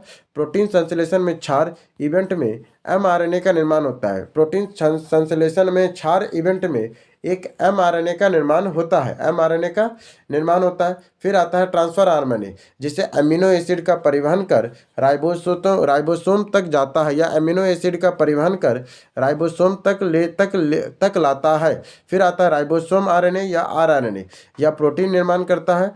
10+10 20 अमीनो एसिड एक प्रोटीन होता है। डीएनए से आरएनए बनना ट्रांसक्रिप्शन कहलाता है। आरएनए से पुनः डीएनए बना लेना रिवर्स ट्रांसक्रिप्शन कहलाता है। अगर हम डीएनए से आरएनए बनाए, क्या बनाए, डीएनए जो है, अगर डीएनए से हम आरएनए बनाते हैं इसे हम लोग ट्रांसक्रिप्शन कहते हैं। अगर हम आरएनए से पुनः डीएनए बना ले तो इसे रिवर्स ट्रांसक्रिप्शन कहेंगे। और डीएनए से प्रोटीन बनाना ट्रांसलेशन कहलाता है। प्रोटीन निर्माण की अंतिम अवस्था ट्रांसलेटर ही कहलाती है। डीएनए से डीएनए बना रिप्लिकेशन कहलाता है। ये रहा डीएनए से डीएनए खुद बन गया तो रिप्लिकेशन कर लिया। वही डीएनए से आरएनए बनाए तो ट्रांसक्रिप्शन हुआ, और आरएनए से फिर डीएनए बनाए तो रिवर्स ट्रांसक्रिप्शन हुआ। आरएनए से अगर हम प्रोटीन बनाए तो ये ट्रांसलेशन हुआ। अब आता है कोशिका विभाजन। एक कोशिका का टूटकर 2 या 2 से अधिक कोशिकाओं का निर्माण कर देना कोशिका विभाजन कहलाता है। जिस कोशिका का विभाजन होता है उसे मदर सेल तथा कोशिका विभाजन के बाद बनने वाली नई कोशिका को डॉटर सेल कहते हैं। जंतुओं में कोशिका विभाजन सेंट्रोसोम करता है। जंतुओं में जो कोशिका विभाजन है वो सेंट्रोसोम करता है। पादपों में कोशिका विभाजन सेल प्लांट के द्वारा होता है। कोशिका विभाजन 3 प्रकार के होता है, असूत्री विभाजन, समसूत्री विभाजन और अर्धसूत्री विभाजन। कोशिका विभाजन कितने प्रकार का, 3 प्रकार का होता है। या तो वो असूत्री विभाजन होगा, या तो वो समसूत्री विभाजन होगा, या तो वो अर्धसूत्री विभाजन होगा। असूत्री विभाजन के चरण, असूत्री विभाजन के चरण क्या होता है, स्टेज ऑफ एंटीटोरस सेल विभाजन किसमें किसमें होता है। सबसे पहले होता है मातृत्व कोशिका, पेरेंट सेल होता है, संकुचन होता है केंद्रक का। फिर ये केंद्रिका विभाजन होकर केंद्रक संकुचन हुआ, साइटोप्लाज्म संकुचन हुआ, फिर संतृप्त कोशिका का विभाजन हुआ कोशिका भित्ति से। असूत्री विभाजन कैसे होता है, इसमें कोशिका 2 भागों में टूटती है। कोशिका विभाजन कैसे होता है, इसमें कोशिका 2 भागों में टूटती है। यह विभाजन जीवाणु, विषाणु, सूक्ष्म जीव और प्रोटीक्रिया में होता है, जिसमें सबसे आसान विभाजन होता है। इस प्रकार के विभाजन में मदर सेल का आकार बड़ा होने लगता है और इससे आगे चलकर वह बीच में धंस जाता है। और दो भागों में विभाजित हो जाता है। इसमें क्या होता है, विभाजन में मदर सेल का आकार बड़ा होने लगता है और इसमें आगे चल के वह बीच में धंस जाता है और दो भागों में विभाजित हो जाता है। फिर होता है एक समसूत्रीय विभाजन। इसका विभाजन कायिक विभाजन सिंथेटिक सेल के 99% में होता है। समसूत्रीय विभाजन क्या है? यह विभाजन कायिक कोशिका सेमेटिक सेल में 99% में होता है। जनन कोशिका ओवम और स्पर्म 1% छोड़कर पूरा शरीर कायिक कोशिका का बना होता है। इसे मदर सेल टूटकर दो डॉटर सेल का निर्माण करती है। दोनों ही डॉटर सेल क्रोमोसोम समान रहते हैं, अतः इसे समसूत्रीय विभाजन कहते हैं। इसमें 5 अवस्थाएं होती है। सबसे पहले होती है अंतरावस्था। यह सबसे बड़ी अवस्था है। इसमें डीएनए का निर्माण होता है और क्रोमोसोम अंग हो जाते हैं और इसमें क्रोमोसोम अलग हो जाते हैं। अंतरावस्था क्या? सबसे पहला क्या है? अंतरावस्था। यह सबसे बड़ी अवस्था है। अंतरावस्था क्या? इंट्राफेज। यह सबसे बड़ी अवस्था है। इसमें डीएनए का निर्माण होता है तथा क्रोमोसोम अलग हो जाते हैं। अविभाजन पूर्व तैयारी होती है। पूर्वावस्था, इसमें स्पाइडर या फाइबर तुर्क धागा का निर्माण प्रारंभ होता है तथा केंद्रक का विभाजन होता है। पूर्वावस्था क्या? प्रोफेज क्या? इसमें स्पाइडर फाइबर तुर्क धागा का निर्माण प्रारंभ होता है तथा केंद्रक का विभाजन होता है। फिर आता है मध्यावस्था, मेटाफेज। इसमें स्प्लेंडर फाइबर का निर्माण पूर्ण हो जाता है। अध्ययन की सुविधा के अनुसार यह सबसे महत्वपूर्ण अवस्था है, मध्यावस्था मेटाफेज। फिर आता है पश्चिमावस्था, एनाफेज। यह सबसे छोटी अवस्था है। इसमें क्रोमोसोम तथा कोशिका के अंग ध्रुवों की ओर चले जाते हैं। कोस्मोसोम, इसमें कोशिका के अंग ध्रुवों की ओर चले जाते हैं। यह पश्चिमावस्था है। फिर आता है अंत्या अवस्था, टेलोफेज। इसमें सबसे अंतिम अवस्था है। इसके विभाजन का कार्य पूर्ण हो जाता है तथा कोशिका के सभी अंग आ चुके होते हैं। इसमें स्प्लाइडर फाइबर तुर्क धागा गायब हो जाता है। रिमार्केबल, कोशिका में होने वाले निरंतर टूट फूट की भरपाई समसूत्री विभाजन द्वारा होती। कोशिका में होने वाले निरंतर टूट फूट की भरपाई समसूत्री विभाजन द्वारा होती है। छिपकली और चूहा की पूंछ समसूत्री विभाजन द्वारा दोबारा निकल जाता है। छिपकली तथा चूहा की पूंछ समसूत्री विभाजन द्वारा दोबारा निकल जाता है। फिर आता है अर्धसूत्री विभाजन, मियोसिस। यह विभाजन केवल जनन कोशिकाओं स्पर्म और ओवम में होता है। इसमें क्रोमोसोम की संख्या घटकर आधी रह जाती है। इसमें मदर सेल और 4 डॉटर सेल में बढ़ जाती है। इसमें मदर सेल तथा 4 डॉटर सेल में बढ़ जाती है। इसमें क्रॉसिंग ओवर की घटना होती है। इसमें प्रोफेज अवस्था की घटना कहते हैं। इसे प्रोफेज अवस्था की घटना होती है। इसमें प्रोफेज अवस्था सबसे बड़ा होता है। कलर ब्लाइंडनेस में एक्स क्रोमोसोम प्रभावित होता है। ये देखिए लिंग निर्धारण, शरीर का निर्माण कैसे होता है। लिंग का निर्धारण के लिए मेल से 44 आया, 44 गो ऑटोसोम और 2 गो XY 16 सोम आता है। और फीमेल से भी 44 गो ऑटोसोम और 2 गो XX 16 सोम आया। 44 का आधा आधा 22 मिल के 44 गो हुआ और 2 गो से जो XY और XS ऐसे एक एक केस बना और 46 गो 44 और 2 46 एक चाइल्ड बना। केस 1 क्या होगा? मान लीजिए दोनों XS रहा तो गर्ल होगी और XY हो गया तो बॉय हो जाएगा, तो शरीर का निर्माण हुआ। नोट, शरीर का लिंग निर्धारण पुरुषों के क्रोमोसोम पे निर्भर होता है, ना कि स्त्रियों के क्रोमोसोम पे। ठीक है, अब आइए सैंड्रोम क्या है? क्रोमोसोम होने वाले अनियमितता वाला सिंड्रोम कहते हैं। क्रोमोसोम से होने वाले अनियमितता को सिंड्रोम कहते हैं। इसके कारण शरीर में असामान्य लक्षण उभरते हैं। जैसे पहले है टर्नर सिंड्रोम। पहला क्या है? Turner syndrome. मादा में X क्रोमोसोम का अभाव होता है। इसमें क्रोमोसोम की संख्या 45 हो जाती है और यह केवल स्त्रियों में पाया जाता है। इसमें स्त्रियों का शरीर अविकसित होता है तथा इसमें बांझपन देखा जाता है। अगर मादा में X क्रोमोसोम अभाव हो गया तो स्त्रियों में शरीर अविकसित होगा और उसमें बांझपन देखा जाएगा टर्नर सिंड्रोम में। ठीक है, जबकि क्लेनेट फिल्टर सिंड्रोम, यह क्रोमोसोम की संख्या 47 हो जाती है और यह केवल पुरुषों में पाया जाता है। इसमें पुरुष नपुंसक हो जाते हैं। फिर आता है डाउन सिंड्रोम। यह क्रोमोसोम की संख्या 47 हो जाती है और मेल और फीमेल दोनों में हो सकता है। इसमें शरीर बेडोल हो जाता है और जीभ और होठ मोटा हो जाता है। व्यक्ति मंदबुद्धि हो जाता है। ऐसे व्यक्तियों को मोंगोलियाइड कहते हैं। 21वें गुणसूत्र 2 की जगह 3 हो जाते हैं। 21वां जो गुणसूत्र होता है वह 2 की जगह 3 हो जाते हैं। फिर आता है पटाऊ सिंड्रोम। इसमें क्रोमोसोम की संख्या 47 हो जाती है। इसमें मेल और फीमेल दोनों हो सकते हैं। इसमें व्यक्ति मंदबुद्धि होता है और इसके ऊपर का होठ कट जाता है। यह है पटाऊ सिंड्रोम। ठीक है, पटाऊ सिंड्रोम गुणसूत्र 13 के अतिरिक्त लिपि के सभी गुणसूत्रों में चढ़ जाती है। नोट, वायरस विषाणु कोशिका सिद्धांत का पालन नहीं करता है। नोट, वायरस जो है कोशिका सिद्धांत का पालन नहीं करता है। अब आइए अगला चैप्टर करेंगे, ऊतक और पेशीय तंत्र। ऊतक समान कोशिकाओं के समूह को ऊतक कहते हैं। ऊतकों का अध्ययन ऊतक विज्ञान तथा ऊतकी कोशी शरीर कोश विज्ञान हिस्टोलॉजी कहलाता है। ऊतकों का अध्ययन ऊतक विज्ञान तथा ऊतकों या शरीर कोश विज्ञान हिस्टोलॉजी कहलाता है। ऊतक टिश्यू शब्दों का प्रयोग सर्वप्रथम विचट ने किया था। हिस्टोलॉजी के जनक मोर्ले मिपगी को कहा जाता है। हिस्टोलॉजी के जनक कौन है? मोर्लेसे मिपगी को कहा जाता है। सबसे पहले ऊतक का विकास टैलिसेट्रा संघ के जीव हाइड्रा जेलीफिश से हुआ है। सबसे पहले ऊतक का विकास सिलिट्रेटा संघ के जीव हाइड्रा जेलीफिश से हुआ है। ऊतक चार प्रकार के होते हैं: पेशीय ऊतक, तंत्रिका ऊतक, संयोजी ऊतक या उपकला या एपिडोज ऊतक होता है। पेशीय ऊतक को मस्कुलस टिश्यू कहते हैं, तंत्रिका ऊतक को नर्वस टिश्यू कहते हैं, संयोजी ऊतक को कॉन्सेप्टिव टिश्यू कहते हैं, उपकला एपिड ऊतक को एपिथेलियल टिश्यू कहते हैं। पेशीय ऊतक या ऊतक शरीर की सभी मांसपेशियों का बनी होती है। यह शरीर की रक्षा प्रदान करता है। इसमें संकुचनशील या कॉरियंटियल टिश्यू कहते हैं। यह ऊतक को कोशिका लंबी होती है तथा इन कोशिकाओं के एक तरल पदार्थ भरे रहते हैं। इन तरल पदार्थों को सार्कोप्लाज्म कहते हैं। मानव में कुल 639 मांसपेशियां पाई जाती है। पाई जाती है। इन ऊतकों का विकास मीसोडर्म से होता है। इन ऊतकों का जो विकास है वो मीसोडर्म से होता है। इनकी उत्पत्ति भ्रूण में 3 प्राथमिक जनन एस्ट्रोडर्म, मीसोडर्म और सेंड्रोडर्म से होता है। इसकी उत्पत्ति भ्रूण में 3 प्राथमिक जनन है, एस्ट्रोडर्म, मीसोडर्म और सेंड्रोडर्म से होती है। फिर आता है तंत्रिका ऊतक, नर्वस टिश्यू। इस ऊतक में मस्तिष्क, मेरुरज्जु, स्पेनल क्लॉइड और सभी तंत्रिकाएं नर्वस से बने होते हैं। यह सूचनाओं का आदान प्रदान करते हैं। यह ऊतक में कोशिका विभाजन नहीं होता है। तंत्रिका ऊतक की इकाई को न्यूरॉन कहते हैं। जो तंत्रिका ऊतक की इकाई होती है ना, उसे न्यूरॉन कहते हैं। तंत्रिका तंत्र की इकाई को न्यूरॉन कहते हैं। संयोजी ऊतक कॉन्क्रेटिव टिश्यू, यह ऊतक शरीर के विभिन्न अंगों को आपस में जोड़ने का काम करती है। एग्जाम्पल के लिए अस्थि, रक्त, लसिका। संयोजी ऊतक में क्या यह ऊतक शरीर के विभिन्न अंगों को आपस में जोड़ने का काम करती है, जैसे अस्थि, रक्त और लसिका। संयोजी ऊतक कौन कौन होता है? अस्थि होता है, रक्त होता है और लसिका होता है।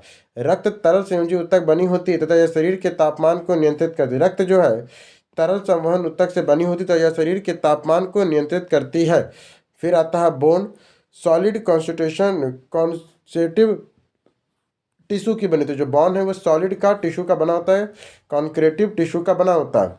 फिर आता है उपकला या एपिडोज ऊतक। इससे त्वचा का बना होता है। शरीर के आंतरिक अंगों के बाहरी परत इसी ऊतक की बनी होती है। शरीर के आंतरिक अंगों की बाहरी परत इसी ऊतक की बनी होती है। यह वसा संग्रह तथा ऊतकों के बीच का स्थान को भरता है। यह वसा संग्रह तथा ऊतकों के बीच के स्थान को भरता है। बुढ़ापे में वसा की कमी के कारण चेहरे में झुर्रियां पड़ जाती है। वसा हमारे चोट लगने से बचाता है। वसा बहुत हल्का होने से ज़्यादा जगह घेरता है। महिलाओं में वसा पुरुषों की तुलना में अधिक होती है। पुरुषों में वसा कम होने से उनका शरीर गठीला होता है। यह प्राणी शरीर के सबसे तरल आवरण प्रोटेक्टिव टिश्यू या सुरक्षात्मक ऊतक कहते हैं। यह प्राणी शरीर का सबसे तरल आवरण प्रोटेक्टिव टिश्यू या सुरक्षात्मक ऊतक कहते हैं। फिर आता है पेशी ऊतक, मस्कुलर सिस्टम। मांसपेशियों के अध्ययन मायोलॉजी कहते हैं। मांसपेशी हमारे शरीर के कुल वजन का 50% तक होता है। प्राणियों में संयोजी ऊतक का मुख्य घटक कोलेजन नामक प्रोटीन है। मांसपेशी शरीर की त्वचा के अंदर पाया जाता है। मांसपेशियां शरीर में त्वचा के अंदर पाया जाता है। मांसपेशियों की कुल संख्या 639 है। सबसे बड़ी मांसपेशी जेनेटिस मैक्सिमम नितंब पेशी हिपस मस्कुलर है। सबसे बड़ी मांसपेशी लैटिमिसियस डोरिसिस से पीठ में एक चौड़ी मांसपेशी है। सबसे लंबी मांसपेशी सेंट्रोसियर जांग में होती है। सबसे छोटे मांसपेशी स्टेपिड्स कान की होती है। सबसे मजबूत मांसपेशी जबड़ा की है। सर्वाधिक मांसपेशी पीठ में 180 में पाई जाती है। सबसे ज़्यादा मांसपेशी कहाँ पाई जाती है? पीठ में पाई जाती है, जो 180 तक होती है। मेसेटे मांसपेशी दांतों के माध्यम से चबाने पर 90 किलोग्राम का वजन बल लगाती है। मेसेटे मांसपेशियां दांतों के माध्यम से चबाने पर 90 किलोग्राम का बल लगाती है। मांसपेशियों में मायोसिन नामक प्रोटीन पाया जाता है। मांसपेशियों में लैक्टिक एसिड के जमाव के कारण थकान महसूस होता है। मांसपेशियों में लाल रंग मायोग्लोबिन वर्णक के कारण होता है। मांसपेशियों में जो लाल रंग है वो मायोग्लोबिन नामक वर्णक के कारण होता है। इस ऊतक को कोशिका लंबी होती है। इन कोशिकाओं में एक तरल पदार्थ भरे होते हैं। इन तरल पदार्थों को सैक्रोप्लाज्म कहते हैं। इन तरल पदार्थों को सैक्रोप्लाज्म कहते हैं। सैक्रोप्लाज्म को मांसपेशी कोशिका का साइटोप्लाज्म कहते हैं। सैक्रोप्लाज्म को साइकोप्लाज्म को मांसपेशियों की कोशिका का साइटोप्लाज्म कहा जाता है। इस ऊतक का मुख्य कार्य जीवों का प्रचलन में मदद करना है। इस ऊतक का मुख्य कार्य जीवों को प्रचलन में मदद करना है। मांसपेशियां 3 प्रकार की होती है, ऐच्छिक मांसपेशी, अनैच्छिक मांसपेशी और हृदयक मांसपेशी। अब आता है ऐच्छिक मांसपेशी। ये मांसपेशियां हमारी इच्छा अनुसार कार्य करती है और इन्हीं के कारण हम गति कर पाते हैं। ये मांसपेशियां कंकाल से जुड़ी रहती है, अतः इन्हें कंकालीय पेशियां भी कहते हैं। लाइट बैंड और डार्क बैंड इस पेशी के कुल भाग का, शरीर के कुल भार का 50% तक होता है। फिर आता है अनैच्छिक मांसपेशियां। ये पेशियां हमारी इच्छा अनुसार कार्य नहीं करती क्योंकि ये कंकाल से नहीं जुड़ी होती। इसमें लाइट बैंड और डार्क बैंड नहीं पाया जाता है। यह पेशी मुख्य रूप से नेत्र के आइरिस, वृषण और मूत्रवाहिनी, रक्तवाहिनी में पाया जाता है। फिर आता है हृदय मांसपेशी, कार्डियक मसल्स। यह अनैच्छिक पेशियों का ही एक प्रकार है जो हृदय में पाया जाता है। यह भी हमारी इच्छा अनुसार कार्य नहीं करता है। इसका संकुचन मायोजेनिक होता है और ना कि न्यूरोजेनिक। क्या बोल रहे हैं? हृदय का जो मांसपेशियां है ना, इसका संकुचन भी मायोजेनिक होता है, ना कि न्यूरोजेनिक। मायोजेनिक मतलब ये अपने हिसाब से, न्यूरोजेनिक मैंने हम लोग कंट्रोल नहीं करते हृदय की मांसपेशियों को। इसमें लैक्टिक अम्ल जमा होने के कारण संकुचन सेंट्रोसिएट क्रिया बंद हो जाती है, जिससे हमें थकावट महसूस होती है। यकृत में लैक्टिक अम्ल धीरे धीरे ग्लूकोज में बदल जाता है और थकावट की दशा में समाप्त हो जाती है। एक मांसपेशी को दूसरे मांसपेशी को जोड़ने वाला काम फ्लेक्सोर नामक पेशी का है। इसके कारण यह सिकुड़न जाती है, जबकि एक्स्ट्रोसल नामक पेशी के कारण फैल जाती है। फेमर, यह मांसपेशी किसी अंग को मोड़ने का काम करती है, जैसे कि बाइसेप्स कोहनी को मोड़ती है। एक्स्ट्रोनियर, यह मांसपेशी किसी अंग के सीधा करने का काम करती है, जैसे कि टायरिस कोहनी को सीधा करना। मांसपेशियों को मांसपेशी से जोड़ने का काम फैक्सिला ऊतक करती है। फिर से एक बार, एक मांसपेशी को दूसरे मांसपेशी से जोड़ने का काम फेलिक्सोर नामक पेशी करती है। कौन करती है? फेलिक्सोर नामक पेशी है जो एक मांसपेशी को दूसरे मांसपेशी से जोड़ती है, जिसका कारण यह सिकुड़ जाती है। जबकि एक्सटर्नल शोर नामक एक्सटर्न शोर नामक पेशी के कारण फैल जाती है। फीमेल में फीमेर, यह मांसपेशी किसी अंग को मोड़ने का काम करती है। यह फीमेर क्या करती है? यह किसी मांसपेशी को अंग को मोड़ने का काम करती है, जैसे कि बाइसेप्स कोहनी की मोड़ती है। एक्सटेनियर, यह मांसपेशी किसी अंग को सीधा करने का काम करती है, जैसे ट्राइसेप्स कोहनी को सीधा करना। मांसपेशियों को मांसपेशी से जोड़ने का काम फेसिकस ऊतक करती है। निचले अंगों में मांसपेशियां, देखिए ये सब आपका मांसपेशी का फोटो सब है। मानव कान की संरचना, मानव कान का जो संरचना होता है, ये बाह्य नलिका, ये जो हम लोग का बाहर में कान का लटका रहता है ना, इसे पिन्ना कहते हैं। क्या कहते हैं? पिन्ना कहते हैं। ये टिपिकल स्टेपिज झिल्ली है। मेलियस इनिकस कान में पाया जाता है। मेलियस और इनिकस कान में पाया जाता है। अर्धवृत्त नलिकाएं, आनंद तंत्रिका, स्वर्ण तंत्रिका, कनवृत्त तथा कॉकलियस, यूटेरिक नली, गोलाकार वृषभ और स्टेपिस पढ़ते हैं ना, ये कान में पाया जाता है स्टेपिज। ये मांसपेशी आप देख सकते हैं, मस्कुलर दैट फ्लेक्सिंग, इतना नहीं पूछेगा नाम हम। इस तरह करके हम लोग मांसपेशी खत्म। अब हम लोग का तीसरा चैप्टर और आज का वीडियो का आखिरी चैप्टर, कंकाल तंत्र स्केलेटन सिस्टम। कंकाल तंत्र या स्केलेटन सिस्टम, यह हड्डियों और उपस्थितियों का एक ढांचा फ्रेम और स्ट्रक्चर होता है जो हमें सीधा खड़ा रखता है तथा हमें स्थिरता प्रदान करता है। कंकाल की मदद से जो जीव जंतु आसानी से गति करते हैं। कंकाल तंत्र के अध्ययन को ऑस्टियोलॉजी कहते हैं। कंकाल तंत्र के अध्ययन को ऑस्टियोलॉजी कहते हैं। कंकाल के प्रकार, कंकाल 2 प्रकार के होते हैं, या तो बाह्य कंकाल या तो आंतरिक कंकाल, या एक्सोस्केलेटन या इंडोस्केलेटन होते हैं। सबसे पहले बाह्य कंकाल पढ़ेंगे। यह शरीर के बाहर पाया जाता है, यह अत्यधिक कठोर तथा यह शरीर की रक्षा प्रदान करते हैं। बाह्य कंकाल मृत कोशिकाओं का बना होता है तथा इसमें कोई रक्त संचार नहीं होता। इसमें आंतरिक बाल नाखून आते हैं। एग्जाम्पल कुछ बाह्य कंकाल में और भी आपको मिलेगा बाहर में, जैसे केकड़ा, तिलचट्टा का, मकड़ी का, टिड्डा का, घोंगा का, चींटी का भी बाह्य कंकाल होता है। चिऊटा का, मधुमक्खी का, बिच्छू का, शंख का, कीट आदि का आपको बाह्य कंकाल मिलेगा। जैसे आप ये काइटिन का बाह्य कंकाल देखिए, काइटिन का बाह्य कंकाल, भृग मीट है, कनखुजा कीट, मकड़ी का बाह्य कंकाल, झींगा का कैल्शियम कार्बोनेट बाह्य कंकाल, ये जो आप देख रहे हैं ना, ये कैल्शियम कार्बोनेट का बना हुआ है। ये कैल्शियम कार्बोनेट का है। एक्सटर्नल कार्बोनेट का ऐसे सीपकार होता है। ये घोंगा है। ये क्या है? घोंगा सीपदार मछली होती है इसमें। केचुआ, कुछ पीठों पर बाह्य कंकाल तथा पैरों की पूंछ पर आंतरिक कंकाल होती है। जो आप कछुआ देख रहे हैं, इसके ऊपर ये बाह्य कंकाल हुआ और इसके अंदर में जो हड्डी है वो आंतरिक कंकाल हुआ। कछुए की पीठ पर बाह्य कंकाल तथा पैर तथा मूछों पर आंतरिक कंकाल होती है। अब आ जाइए आंतरिक कंकाल। यह शरीर के अंदर के मांसपेशियों के नीचे होता है। यह शरीर के आंतरिक अंगों की रक्षा प्रदान कर, जैसे कि मानव, बकरी, गाय दूध में आंतरिक कंकाल पाया जाता है। यह हड्डियों की उपस्थिति का बना होता है। हड्डियां और जो यह हड्डी और उपस्थितियों से बना होता है। ये देखिए हमारा हड्डी और कुत्ते का हड्डी जैसे दिख रहे हैं। अब मानव के कंकाल, पार्ट्स ऑफ स्केलेटन। कंकाल तंत्र अस्थि और उपास्थि दोनों से मिलकर बना होता है। अस्थि तथा उपास्थि दोनों ही संयोजी ऊतक के बने होते हैं। अस्थि तथा उपास्थि दोनों ही संयोजी ऊतक का बना होता है। कंकाल दो भाग से बटे होते हैं, उपास्थि तथा अस्थि। कंकाल दो भागों में कौन कौन बांटता है? उपास्थि तथा अस्थि के रूप में ये बटे होते हैं। उपास्थिति, ये आप हड्डी देख रही है, सॉरी, ये उपास्थिति देख रहे हैं। ये उपास्थिति क्या है? उपास्थिति मतलब कार्ट्रेज, हड्डी है, हड्डी हो गया, ये हड्डी हो गया। जोड़ने वाला उपास्थिति ज्वाइंट कार्ट्रेज है, ये ज्वाइंट कार्ट्रेज है। सिनोसिल, ये सिनोवियल झिल्ली होता है। आर्ट्रीवुलर कैप्सूल, संयुक्त गुहा श्लेष या तरल पदार्थ का बना होता है। ये यह मुलायम होता है क्योंकि इसमें केवल कैल्शियम फास्फेट Ca3PO4 का हॉल्टवाइज पाया जाता है। इसमें कैल्शियम कार्बोनेट नहीं पाया जाता है। उपास्थिति कार्डियोब्लास्ट कोशिका के बने होते हैं। सबसे इंपॉर्टेंट है, इसमें कैल्शियम कार्बोनेट, जो उपास्थिति होते हैं ना, उसमें कैल्शियम कार्बोनेट नहीं पाया जाता है, जबकि उपास्थिति कार्डियोब्लास्ट कोशिका के बने होते हैं। पूछेगा उपास्थिति किसके बने होते हैं, तो ये कार्डियोब्लास्ट कोशिका के बने होते हैं। उपास्थिति कार्डियोब्लास्ट कोशिका के बने होते हैं। कायोटीन, कायोटीन क्या है? तो लवण के कारण उपास्थिति हड्डी से कोमल होता है। कायोटीन जो है ये लवण के कारण उपास्थिति और हड्डी से कोमल होते हैं।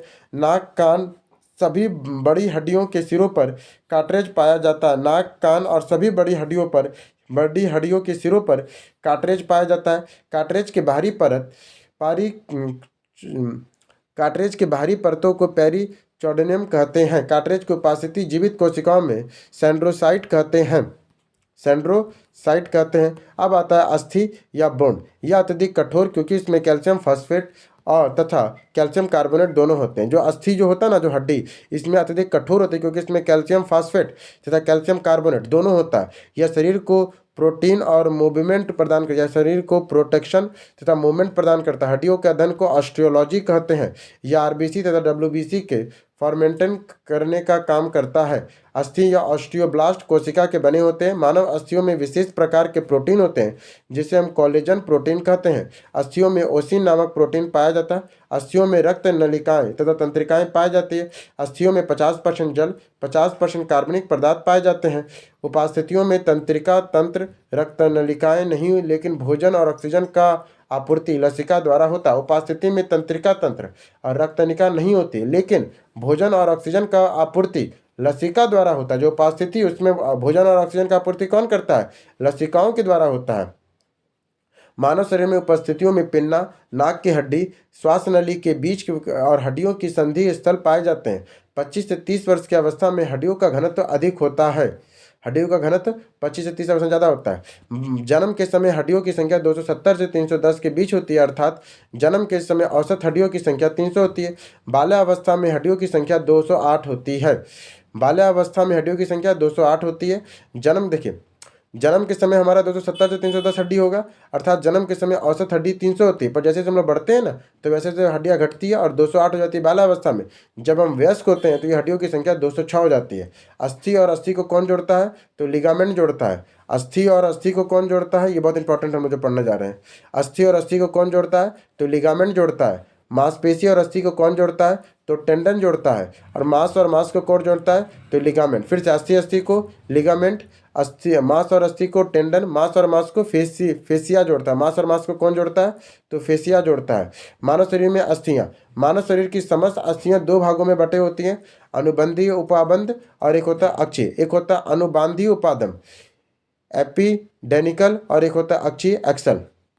अनुबंधी उपागमी या एपनीडिकलर, यह क्या है? कंकाल शरीर के आंतरिक अंगों की रक्षा करता है तथा जंतुओं को चरने फिरने में सहायता करता है। इनके कुल संख्या हाथों की हड्डी, पैर की हड्डी, पेरिविकल, कैविकल और सेपुलर होता है। इनकी कुल संख्या कितनी होती है? हाथों की हड्डी, पैरों की हड्डी, पेबुकल, पेविकल, कैविकल और स्पेलुरा। 60 60 2 2 126 पूछेगा। अनुबंधी उपागमी कितना होता है? 126 होता है। ये बाह्य कंकाल और आंतरिक कंकाल को मिला के, ठीक है। सबसे पहले हाथों की हड्डी देखते हैं। हाथ में टोटल 30 हड्डी, एक हाथ में टोटल 30 हड्डी होता है। कैसे होता है? ह्यूमस एक होता है, रेडियस एक होता है, अल्ना एक होता है। Humus, radius, ulna, humus, radius, ulna, humus, radius, ulna एक एक होता है। कार्पल जो कलाई में होता है वो 8 हड्डी है। मेटाकार्पल हथेली में 5 हड्डी है और फेंजस उंगली में 14 हड्डी है। कार्पल में 8 हड्डी है, मेटाकार्पल में उंगलियों में 5 हड्डी है और फेजेस उंगलियों में 14 हड्डी है। तो टोटल 30 हड्डी हो गया और दोनों हाथ मिलाकर 60 हड्डी हो गया। अब आइए पैरों की हड्डी देखें। फीमर जिसे उरु अस्थि कहते हैं एक है, पटेला एक है, ट्रिबिया एक है, फेबुला एक है। फिर से फीमर एक है, पटेला एक है, ट्रिबिया एक है, फेबुला फेबुला एक है। फिर टार्सल टखाना 7 गो होता है, मेटाटार्सल 5 गो, मेटाटार्सल 5 गो, फेजनस उंगली 14 गो, तो टोटल 30 गो हो गया। तो पैरों में 60 गो हो गया। फिर आता है श्रेणी मेखला या कोल्हे की हड्डी। इसकी संख्या 2 होती है। इसके एक भाग में 3 अस्थि, इलियम, इचिकम और प्यूबस होती है। इसको एक भाग में 3 अस्थियां होती है, इलियम, इसीचम और फ्यूबियस होता है। परंतु वयस्कों में 3 जोड़कर एक अस्थि बन जाती है जिसे कॉक्सल ब्रोन कहते हैं। फिर आता है आपका ये हो गया। फिर आता है कैपिलर हंसली की हड्डी। इसकी संख्या 2 होती है। इसे कॉलर बोन भी कहते हैं, इसे ब्यूटी बोन भी कहते हैं। स्पुकेला अंश मेखला इसके बाहों के कंधों को जोड़ता है। इसकी संख्या दी या बाहों या कंधों को जोड़ता, बाहों को कंधे से जोड़ता है। स्पेला या अंश मेखला, इसकी संख्या 2 होती है। ये देखिए, ये कॉलर बोन है जिसे हंसली भी कहते हैं, इसे हंसली कहते हैं। ये कंधे की हड्डी है स्पेकुलर। ये आप जो है ये आपका बीच में जो एकदम है इसे आप लोग कहते हैं टर्नम। ये छाती के मध्य की हड्डी होती है, इसे हम लोग टर्नम कहते हैं। फिर आता है अक्षय, हम लोग पढ़ेंगे। शरीर के बीच में, ये शरीर के बीचों बीच में होती है। शरीर के अंदर कोमल अंगों की रक्षा कर, ये शरीर के जो अंदर जो कोमल अंग है ना उसकी ये रक्षा करता है। अक्षय की कुल संख्या 80 होती है। केसुरुक दंड या मेरुदंड कहते हैं या रीढ़ की हड्डी कहते हैं। इसके ऊपर गर्दन से लेकर नीचे पूंछ तक फैला रहता है, टेलर बाउंड तक होता है। इसकी कुल संख्या 26 है। आरंभ में ये 33 होती है। प्रत्येक केसुरक के मध्य में नेचुरल न्यूरल कैनाल कहते हैं जिसमें में होकर मिरुरज गुजरती है। प्रत्येक केसुरक के मध्य भाग को न्यूरल कैनल कहते हैं जिससे होकर मिरुरज गुजरती है। ये देखिए, ये आपका क्या लिवर है, टोटल है। पसली हो गया। वास्तविक पसली ट्रू रेबल से अस्थि है, पसली है, झूठी पसली केसुरक दंड कहते हैं। इनकी कुल संख्या 12 अर्थात 24 जोड़े में इनकी कुल संख्या 12 जोड़ी अर्थात 24 होती है। पसलियों के पीछे की ओर मेरुदंड तथा आगे की ओर स्टर्नम अस्थि जुड़ी होती है। ओरेस्थियों की संख्या 1 होती है। रिबस को आपस में जोड़ती है जो इसे चेस्ट बोन और ब्रेटेस्ट बोन और टाई बोन भी कहते हैं। ओरेस्थी जो स्टेनम है उसे हम लोग चेस्ट बोन, ब्रेस्ट बोन और टाई बोन भी कहते हैं। सिर हेड क्या, इसकी कुल संख्या 29 होती है। इसकी कुल संख्या 29 होती है। सिर 29 है जिसमें खोपड़ी में 22 हड्डी होती है। फेस बोन में 14 और कैर्नियल में 8 होती है। और सिर में हाइड्रा बोन 1 होती है और कान में 6 होती है। चेहरे की हड्डी, नासिका 2, नेकेलियस 2, अनुनासिक। ये देखिए चेहरा का ब्रोन है, ये हमारा चेहरे का हड्डी है, ठीक है। चेहरे की हड्डी में टोटल आपको देखिए ये अलग अलग है। ऐसे वेमर है, ये नाक के जो बीच में इसे वेमर कहते हैं, वोमर कहते हैं, ठीक है। ये जो आंखों के इस साइड में इसे हम लोग जाइमोगेटिक, इसे तालु कहते हैं। ये तालु है 2 गो। मेडिकल मैक्सिमा, अवर नसिका, नासिका। इतना डीपली इतना स्पेसिफिक नहीं पूछेगा। गर्दन में हड्डियों की संख्या 7 होती है। गर्दन में हड्डियों की संख्या कितनी होती है? 7 होती है। कान में हड्डियों की संख्या 1 में 3 होती है तो 2 में 6 हो गया। और इसे हम लोग MIS से याद रख सकते हैं। कान में जो हड्डी होती है वो 3 होती है ना, उसको हम लोग MIS से याद रख सकते हैं। M का मतलब होता है मेलियस, इनेकस, स्टेपिज। स्टेपिज मात्र 0.6 mm का होता है जो सबसे छोटी हड्डी है। कान की हड्डी को हम लोग MIS के याद कर सकते हैं, मेलियस, इनकस और स्टेपिज के रूप में। शरीर की सबसे छोटी हड्डी स्टेपिज मध्य कान में होती है। सबसे बड़ी हड्डी फीमर उरु अस्थि है जो जांग में होती है। फीमर की लंबाई 48 मीटर होती है। सबसे कमजोर हड्डी कैरिकल कॉलर हंसली की होती है। सबसे मजबूत हड्डी जबड़े की हड्डी होती है। सबसे चमकीला हड्डी ट्रिबिया होती है। पैरों की हड्डी खोखली होती है। पैरों की हड्डी कैसी होती है तो खोखली होती है। प्लेटा सिंड्राइन हड्डी का बना होता है। जो पटेला है वो सिस्माइड हड्डी का बना होता है। जो पटेला है पटेला वो सिस्माइड हड्डी का बना होता है। जब हम बैठते हैं तो इमिलियस नामक हड्डी पे जोर पड़ता है जो पेरिवकल का एक भाग है। जब हम बैठते हैं तो ईसीएम नामक हड्डी पे जोर पड़ता है जो पेरिवक का एक भाग है। जहाँ मांसपेशी तथा अस्थियाँ मिलती है उसे टेंडन कहते हैं एमबीटी या टीएमबी के रूप में। जहाँ मांसपेशी तथा अस्थियाँ मिलती हैं उसे टेंडन कहते हैं जिसे एमबीटी या टीएमबी कहते हैं। जहाँ अस्थियाँ दूसरे अस्थि को मिलती है उसे लिगामेंट कहते हैं। जहाँ अस्थियाँ दूसरे अस्थियों से मिलती है उसे लिगामेंट कहते हैं। अस्थियों के जोड़ के पास साइनोबिलियन नामक द्रव पाया जाता है। अस्थियों के जोड़ के पास साइनोबिलियन नामक द्रव पाया जाता है जो हड्डियों को मुड़ने में मदद करता है और इसी द्रव की कमी से गठिया नामक रोग हो जाता है।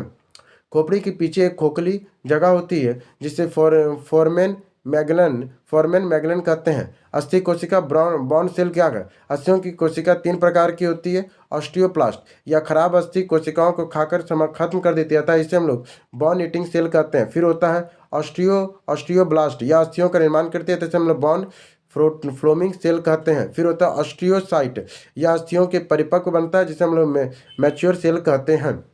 फिर आता है अस्थिर मज्जा।